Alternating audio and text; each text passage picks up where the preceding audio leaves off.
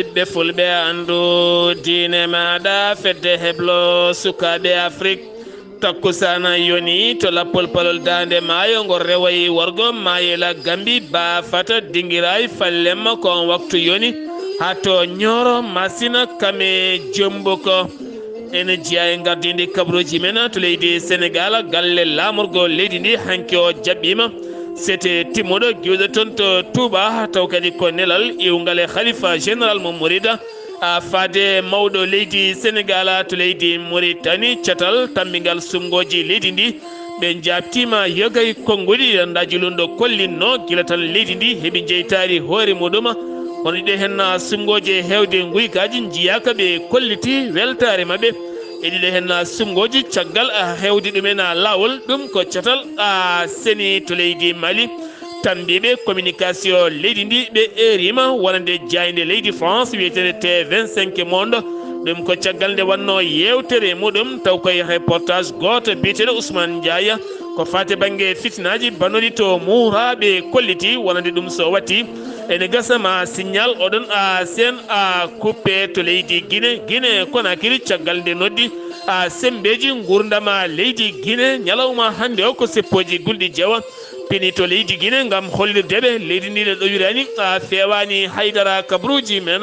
manamen ha to soudan côte d'ivoire tchad may jaato burkina faso afrique du sud kame joolama jaɓeri musidɓe tedduɓe woto goɗɗe joni jañoɗen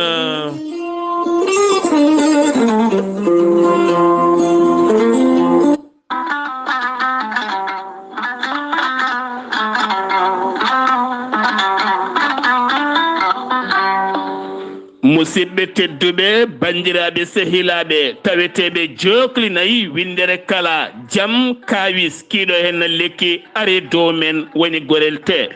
gorelte hewɓe ceetima ene jara hen ne daña hen aafiya hay wone ñabbuji goɗɗi ɗi jangtonoka e gorelteya ɓe ceetima e muɗuma ko wayno dogam site kame yoga e ñabbuji goɗɗi yimɓe yanoɓe taw saboto ɗum ko ñabbuji goɗɗi ɗi keptinaka gandaka tawo gorelte ko haako moƴƴo iwru ko en tokkoridi nooro ari ko wallude en e safrude en ha moni kala yiito hen hoore muɗuma gorelte ala rewam ala effet a wulnan ndiyamma ha wula guitta ko jamireɗa mbaɗa hen aɗa yara aɗa yiito cellol ɓandu maɗa ha mbiya alhamdulillah an joguiɗo AVC jogui cardiaque ƴiƴam dogata e ɗaɗi mum ɓandu jaaɗor ɓandu wulor wandu sukara neɗɗo tuƴiɗo koyɗe musoje koppi musoji keeceji musoje tuƴiɗo tonkuɗo yaade jama e juma jokkodire gorelte joni keptina hoore maɗa an neɗɗo lelotoɗo ha jamma jenga ɓanduma jaaɗa donka heɓtinde hoore maɗa gam ƴiƴam wasde dogde ɗaɗi maɗa jokkodire gorelte sa yeehi to site internet mo gorelte a waɗi www.gorelte.com ma jengan hoore maɗa kala ko haala e gorelte so tawi ko tonggode gorelte gonɗa ko leydi sénégal jokkodirta koye mamadou gaydo 77 128 23 46 so tawi gonɗa ko dakar amadou isma ndiaye 77 426 68 04 so tawi gonɗa ko Wourossogui Habi Seck mbatta ko 77 199 00 86 so tawi gonɗa ko Touba Moussa Diagna 76 678 72 08 so tawi gonɗa ko leydi France Harouna Gayda 06 50 99 64 43 so tawi gonɗa koto États-Unis d'Amérique Abou Sow Kawral Fouta Business plus 1 34 77 01 56 77 musidɓe tedduɓe kawis gorelte e jeese meɗena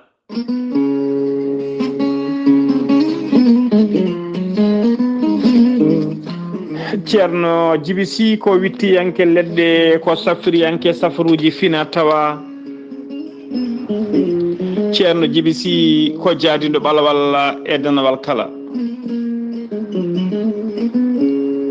ceerno Djiby Sy ko laabdo reedu malaɗo wune mo Allah luɓiri hande gandal cafrowo ha sella ceerno Djiby Sy ne safra rafiji kewɗi ɗe jiida cirola wonduɓe kista fibrom dogam sitte rewɓe ɗon koɓe sowade rewɓe dartoraɓe e rewɓe sattoraɓe dewle kala ceerno Djiby Sy ene yawrene worɓe ustoraɓe goragu e yawɓe yitade koye mumen e on fannu kadi omo jogui leɗɗe biyeteɗe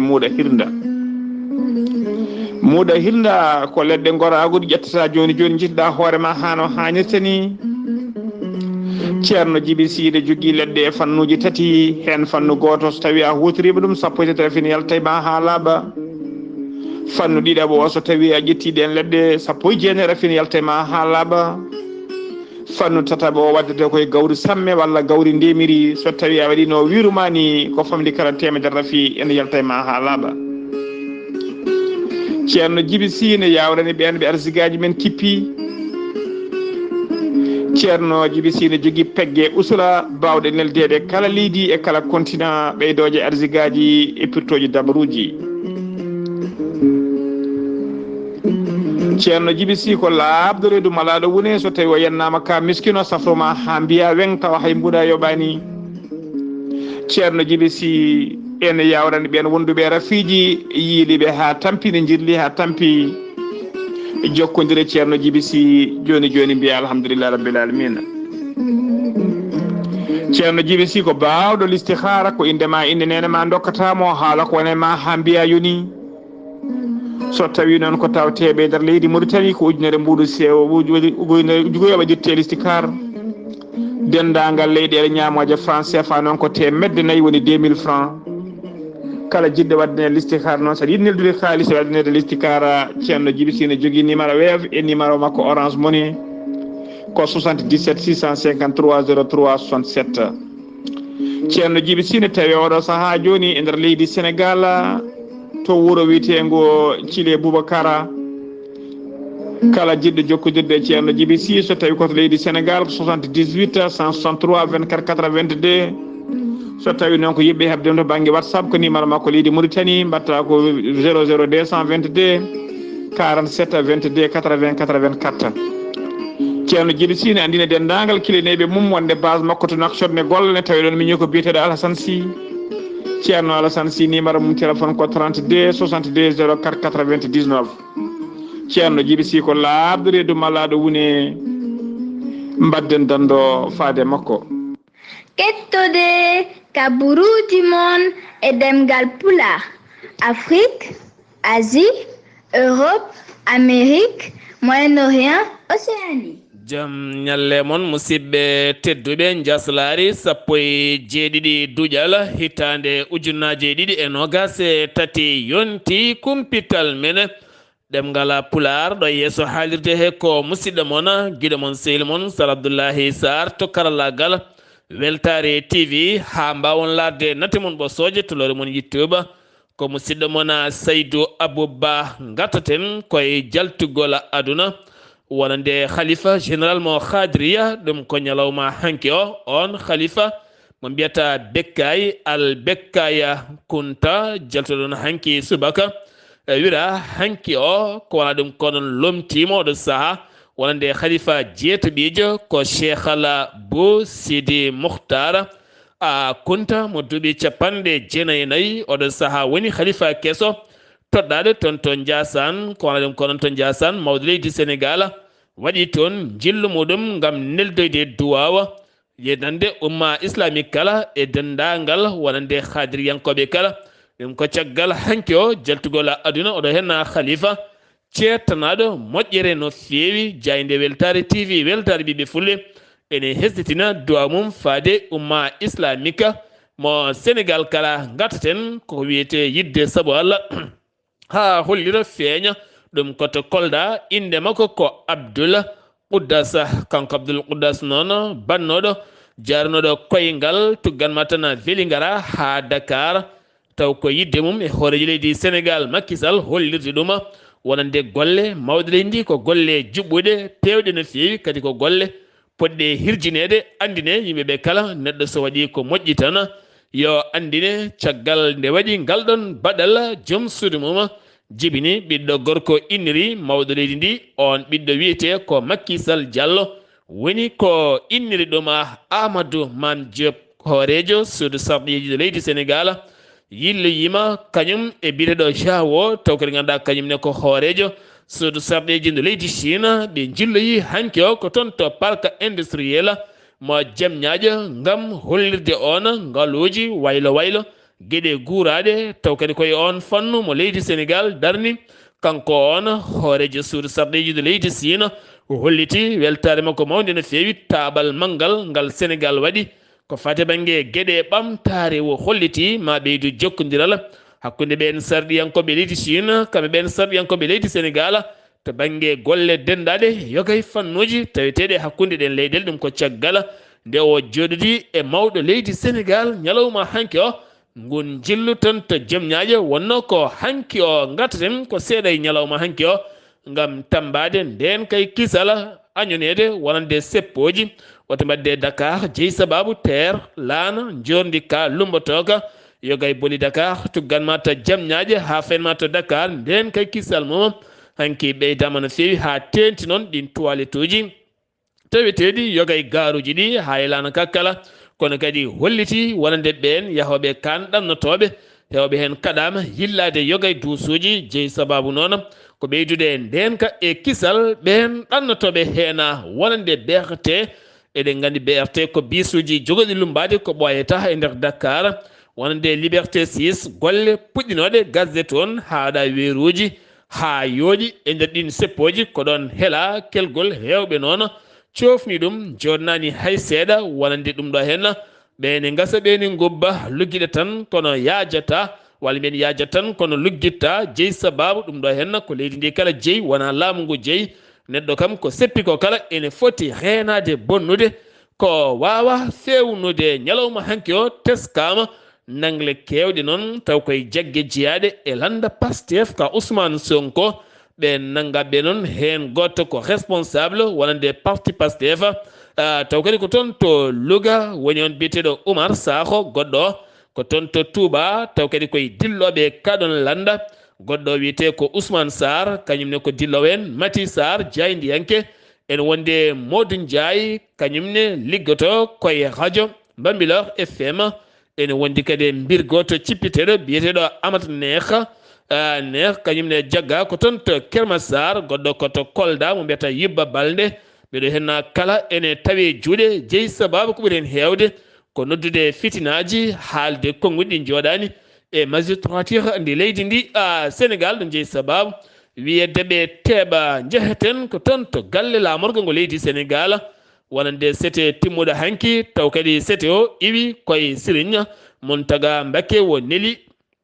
tato makko hoolaɓe ne hen joguiɗo konngol wonande khalifa général mo mourida Abdullah Khadiri woni tan Bachirou Abdullah Khadiri Mbacké ene wondi kadi e gardiɗo Hizbut Tariqiya on biteɗo Oussou Diop ene wondi kadi bite Alhaji Mbakkiyu Faya ɓeɗo hen goni yettiɓe toon to galle lamorgo to gam yettindeɓe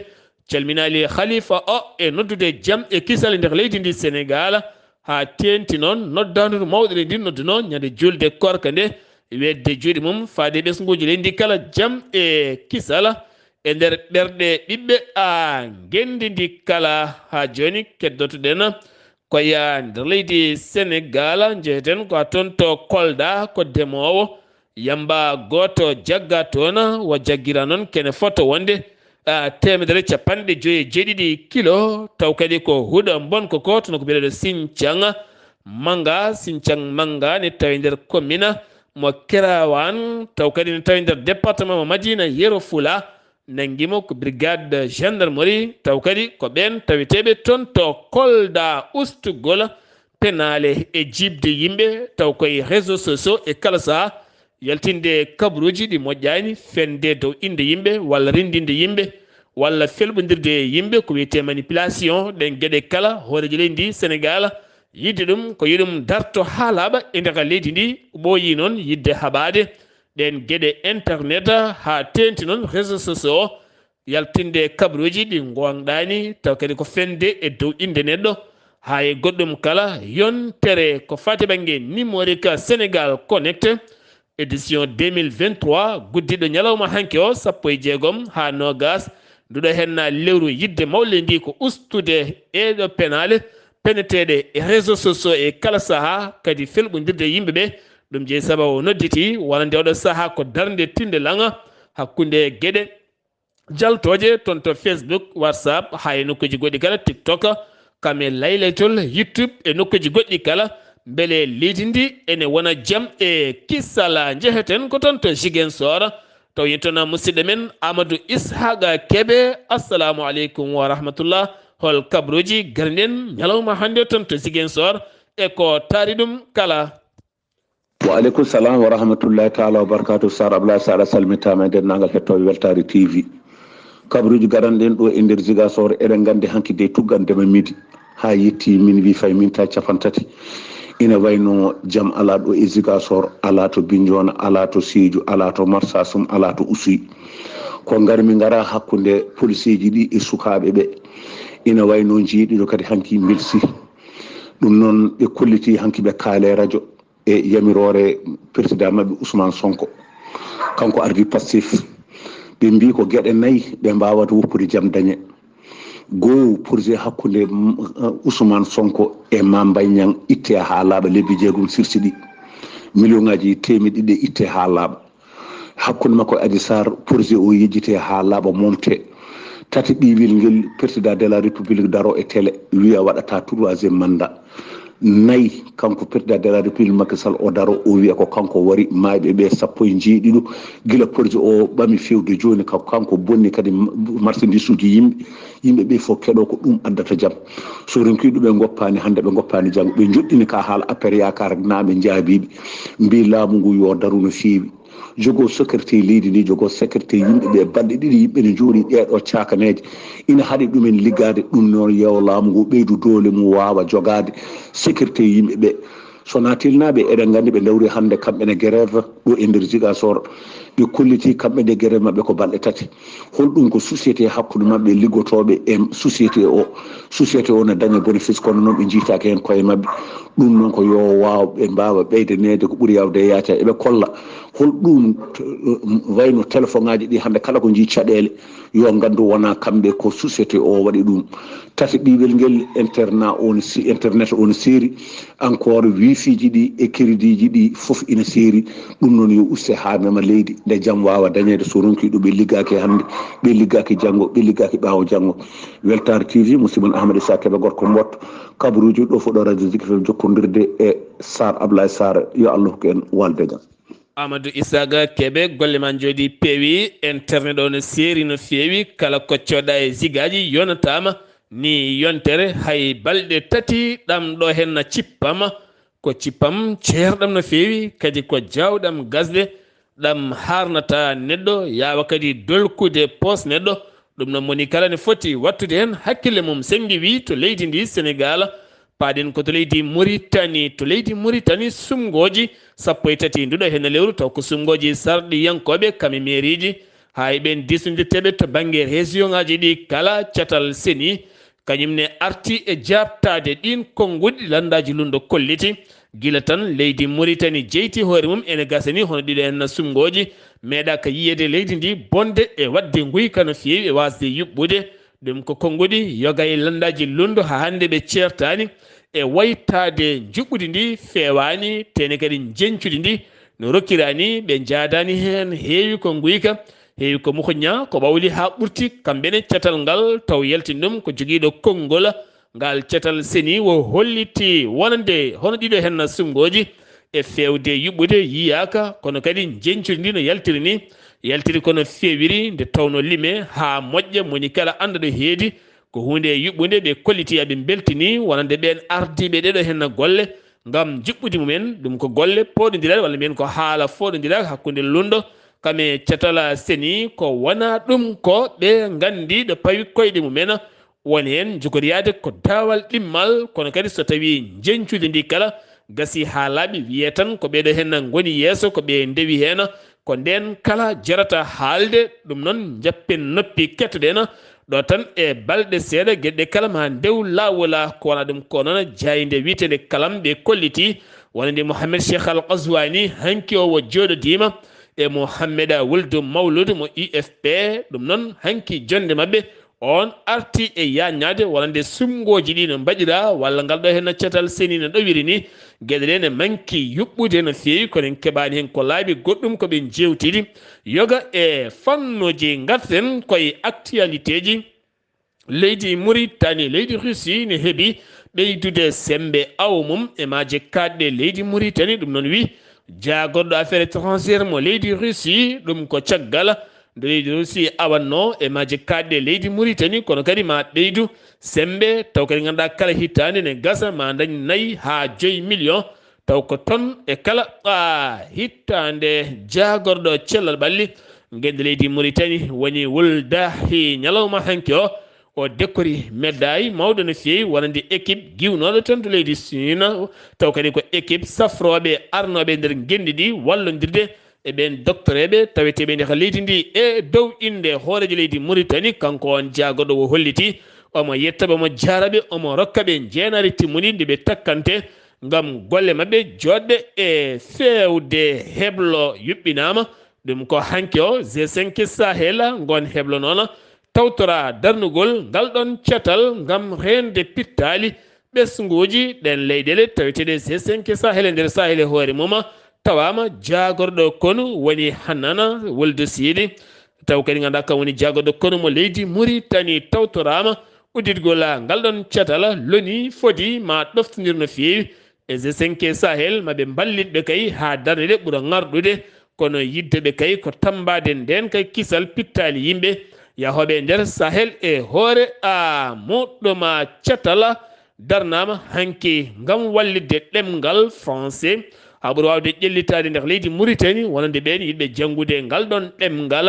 e tawtorede jagoɗɗo jangde nde leydi Mauritanie kono ne kadi taw kadi oɗon financement guila e masiŋaji mum ha e kaɓirɗe muɗum kala woni on plateforme yalti koye jagorɗo française mo européenne tawtorede ambassadeur mo leydi France taweteɗo e nder leydi Mauritanie sen giwi to leydi Mauritanie paɗen ko toon to leydi Mali to leydi Mali attaque jangu wango e poste police noko mbiyata barigo dogo noon e tawi nder commune urbaine mo mofti won jangu waɗi koye ɓen worɓe joguitiɓe armée ji sanga minuit yanɓe oɗon poste contrôle ɓe wiide wonande armée leydi ndi famaɓe kolliti ɓe jooɓima pittali 4 ɓen waɗɓe nguɗon jangu kono kadi policier goto wasi hen fittande mum ɓe kolliti avril lewru yawtuɗo hen ndu camion goto kam yenayi on diwan sappo civil jamour en mbasi en pittal men taw kadi jeytino nguɗon jangu ko GSIM woni wiyoɓe islam wol muslimina keddoɗen koye leydi Mali gartaten koko fate kala saaha ko haalete nogas e jeeɗiɗi capantati goo lewru mars 2022 to muura wonande wargoji tuumaɗi toon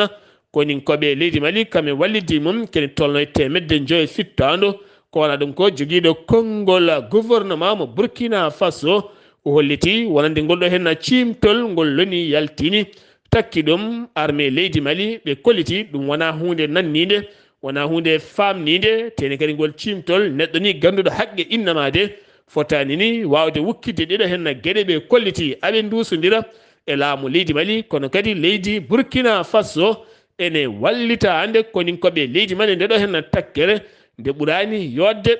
hay seeɗa catal bitegal HAC ko autorité de la communication tambiɓe presse kala kene yaha hen ɓe jertini wonande jayde leydi France wiyetende T25 Monde ɗum ko caggal cimtola Ousseynou Ndiaye jaltugol ñande 12 lewru mai ɗum noon koko fate banggue wargoji bannoɗi toon to Moura ɓe kolliti gueɗe ɗen wona gueɗe poɗɗe reftede kadi wona gueɗe ni poɗɗe ɓanginede saabu ɗum ko fenade ɓalere kuƴuma ɗum noon aɓe jertina nde ɗon jayde so tawi kay woni ene yiɗi luttude hande signal mum heddade leydi Mali nde habrata ko gonɗi ko selli taw wona hunde nde laaɓani innirande pene ɓole jeehaten ko toon to région mo Kaya wonande ɓen kene tolno e 5 commune taweteɗo e Bafulaɓe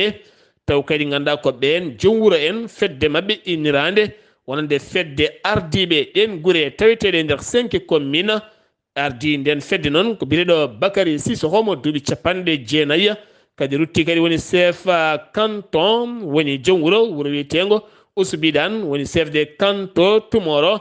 kamɓe jeeyi ndeɗon fedde ɓe bindi ɓattake faade hoorejo leydi Mali woni colonel Assimi Goïta ɓe bindi ɓattake faade hoorejo jagorɗo leydi Mali woni Shokila Kogala Mayiga ɓe bindi ɓattake faade jagorɗo ñawoje leydi ndi holko ɓe gulliti hen yo laamu ngu daro belɗe hen gueɗe taweteɗe e nder diwan mabɓe ene laaɓa ceer woni toon tan kon maccuɓe min gona maccuɓe kadi woni tan ko kalifandi min natti halfede ɗen gueɗe poɗodirteɗe saha kala ha waɗen piile waɗa hen wargoji waɗa hen tikke waɗa hen gueɗe kewɗe no fewi ɓe kolliti hade hunde bonde yoɓɓen garnotto hen belɗeɗo hen gueɗe ene gasa ha laaɓa e nder oɗon région mo kaya sengiwi to leydi Mali paaɗen koto leydi Guinée Conakry catal ngal ɓe mbiyata FVG woni wonande force taw kadi ganduɗa ko sembe force vivre Guinée taw ganduɗa ko sembeji gurdama leydi Guinée ko yonta dariɓe gam wiide leydi ndi no ɗowirani fewani ɓen wiyanoɓe yo notto kaldigal ngal laamu ngu noddi kono kollitino 17 hande ha 18 janggo kala ma jippo e booli gam wadde seppoji men mawɗi no fewi ɗin seppoji noon woni laatiɗi hande o to Conakry kame leeɗe mum ko wayno Mamou Kossa Simbeya ha fanma Bouaké ha fanma leeɗe goɗɗe kame gure goɗɗe kala seppoji golɗi jaw sukaɓe heɓe mbaari booli ponoje duppama hayso tawi woni police o suwa taw uddude woni nokkuji kono ɗo saha presse mo leydi Guinée holliti tension mawɗo ne huula wottoɗen gueɗe ɓeytade ñirɓinade e nder leydi ndi ko fate banggue procès ñawore 28 septembre 2009 hande ne jokki tribunal criminel en jokki hettade ɓen settotoɓe hanki noon dari yeeso baara ko Yakuba Bari mo ganduɗa janoɗo tawtoroyede toon to stade mo 28 septembre holliti nde naati toon tawi toon leelani tawiɓe toon ko ɓen koninkoɓe haɓotoɓe bone doroka ko ɓen gari toon leelani tan guddi toon ko jeygue e piile musde kanko mo jeyno e nangaɓe wo nawa toon to camp militaire kamo Alpha Yaya ko toon o lepta o ɗaccita o settima hen cettanɗe mawɗe no feewi sengiwi to leydi Guinée koto Soudan paɗen hewɓe hanki kolliti nani piyande jamma hecci hanki o kame bomboje kure ɗum noon koye takko Khartoum ha famano ko ɓeɗeɗo Bahari kame ville goɗɗo biyeteɗo Durman ene tawi nder leydi Soudan ko wona ɗum ko noon Soudan oɗo saaha gandi sifande hakkude généraux ji ɗiɗi ɗi nandiral joƴƴinde jeygue dartinde pellodiral ha ndu lewru maaya beele gañiɓe mbawa safrede beele kadi balle mawɗe mbawa nadde leydi ndi heegaɓe tampuɓe no fewi beele mbawa yitade koye mumen ko ɗon loni eri oɗo saaha ne sohli kene tolno e 50 milliards taw koye koppareje dollar gam wallidde ɓen ñoolaɓe taweteɓe nder leydi Soudan woni hen dañi dogde payi toon to Tchad hoddiɓe mumen woni hen payi ko toon to Égypte kono kadi hande leydi ndi ne woni e tension mawɗo no feewi sengiwi to Soudan koto Nigéria jamma hanki o ko cortège wonande Amérique naɓe yana nayo mbasi pittali men kono kadi Amérique naɓe ɓeɗon hay hen goto wasani fitta ɗum ni gañade ko ɓen wonnoɓe on cortège gon jangu ngo en keɓani to laaɓi taw ma en garto hen wi France 24 keddorɗen ko toon to Nigéria ko haare bonde waɗi heccenki o hakkude remoɓe kame aynaɓe ɗum waɗi koye état mo plateau taw koye wuuro plateau e hoore mum hakkude ɓen remoɓe aynaɓe ko famɗi ko kala e nder ndeɗon haare 50 neɗɗo hakkude ndemowo e gaynako tawete to état mo plateau ɓen mbasi toon pittali mumena jeheten ko toon to Côte d'Ivoire ko bañowo goto pinowo e wuuro wiyetego Latouha noon ne tawi nder région mo Hombola kanko noon o holliti o sikkanno mataw ko kullel ɗo teɓɓiti neɗɗo guittannoɗo koɓe mbiyata cacao sauvage woni ɓiɓɓe leɗɗe jano ladde ne addoya ɓiɓɓe leɗɗe kikiɗe o sikkanno mataw ko kullel noon no gaylorto ni ko ɗon tigui o teɓɓiti ɗum e kural heddodaki e wonki kanko noon hande o mo tawe e juuɗe ɓe dadiɓe kadi wo jogino ko fetel type calibre 12 kon wo teɓɓitiri oɗon mo teɓɓiti wo tumdi ɗum e kullel ngel o yinno wañoyde beele o waɗa ɗum hirande to leydi Tchad hakkude me RCA woni Centrafrique wi jagorɗo kono mo leydi Tchad on biteɗo Dawda Yahya Ibrahim o hollitti wonande kamɓe ɓen sembeji ɗiɗi sembe leydi Tchad e sembe leydi RCA Centrafrique juuki bandiji mawɗi no feeti noko biteɗo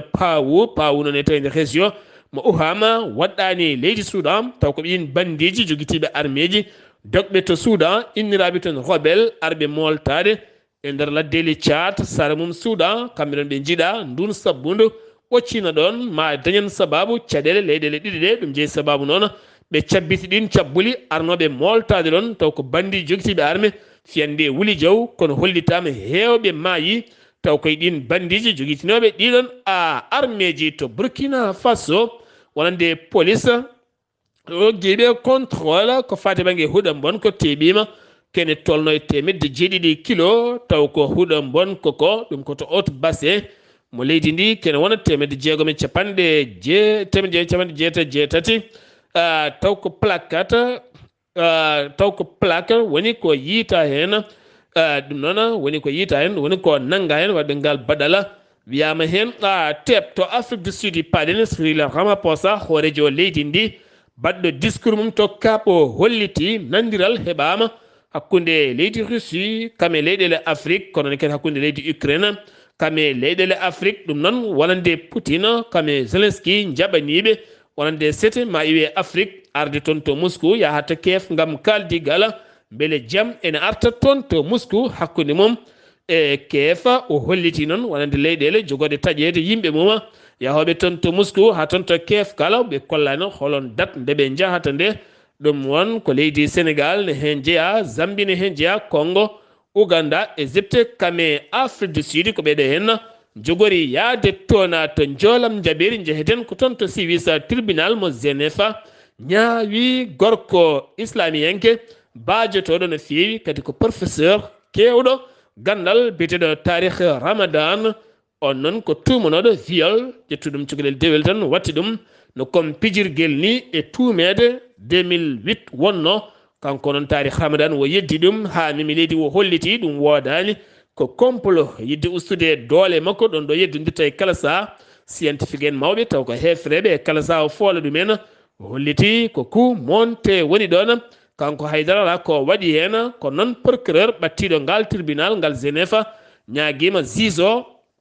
3 juge tribunal o nde ñawatamo duuɓi tati e kaso hen lebbi 18 taw koye niɓɓuru o wonata o yaltata ñawore wonde ko toon to leydi France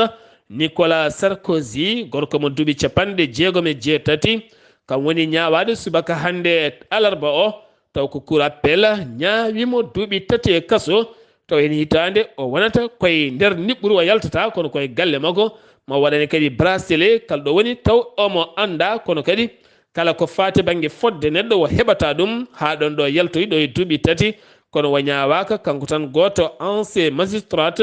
ene ñawda e makko onon biyeteɗo Gilbert ne wonde avocat makko biyeteɗo Thierry ɓeɗo henna kañumenne